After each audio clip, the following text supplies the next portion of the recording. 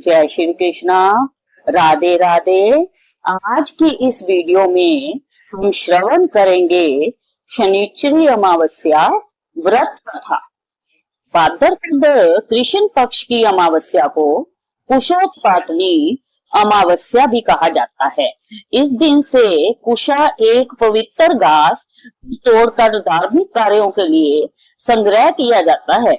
इस कारण इसे कुश पितरनी अमावस्या भी कहा जाता है। पौराणिक मान्यताओं के अनुसार इस दिन धरती पर दिव्य ऊर्जा विशेष रूप से सक्रिय रहती है और कुश नामक पवित्र घास को इसी दिन भूमि से उखाड़कर घर लाया जाता है। इसका प्रयोग श्राद्ध, यज्ञ और जप तप जैसे कार्यों में किया जाता है। धार्मिक मान्यता है कि भगवान विष्णु ने इस दिन कुशा को पवित्र कार्य से यज्ञ, श्राद्ध और जप तप जैसे कर्मों के योग्य बनाया था। इसी वजह से इस दिन कुशा को विधिवत तोड़कर घर लाना और सुरक्षित रखना शुभ माना जाता है। भाद्रपद की कुश पितरनी अमावस्या हर साल होती है, लेकिन इस बार यह शनिवार के दिन पड़ रही है, जिससे यह शनि अमावस्या या शनिश्चरी अमावस्या कहलाती है। शनि अमावस्या का दिन शनि देव को प्रसन्न करने, उनके प्रकोप से बचने और आध्यात्मिक रूप से शुद्धि पाने का श्रेष्ठ अवसर होता है। इस दिन शनि मंत्रों का जाप, दान, पीपल पूजन, काले तिल, तेल और काली वस्तुओं का दान अत्यंत फलदायी माना जाता है। साथ ही इस दिन शनि अमावस्या की कथा का पाठ करना भी शुभ लाभ दिलाता है। आइए सुनते हैं शनिश्चरी अमावस्या व्रत कथा। विभिन्न पुराणों में वर्णित कथा के अनुसार सूर्य देव की दो पत्नी थी, संज्ञा और छाया।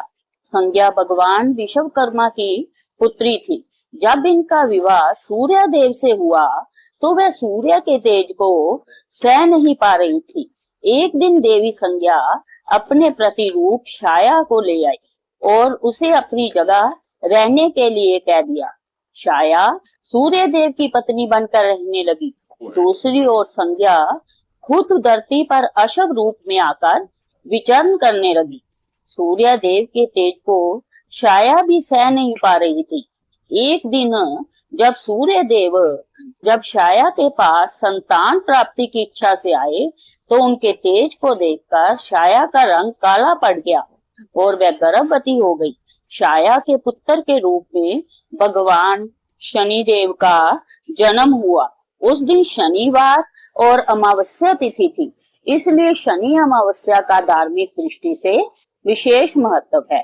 शनिदेव को देखकर सूर्य देव को गुस्सा आ गया, क्योंकि उनका रंग काला था। सूर्य देव ने संज्ञा से कहा कि यह मेरा पुत्र नहीं हो सकता है। इसके बाद सूर्य देव को यह भी भेद पता चल गया कि उनकी पत्नी संज्ञा की जगह काफी समय से छाया रह रही है।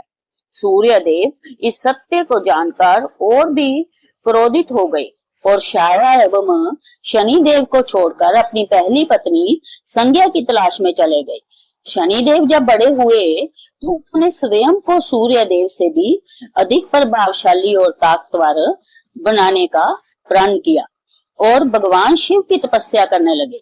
शिव जी ने शनिदेव की तपस्या से प्रसन्न होकर शनिदेव को ग्रह में न्यायाधीश और दंडाधिकारी का पद प्रदान किया।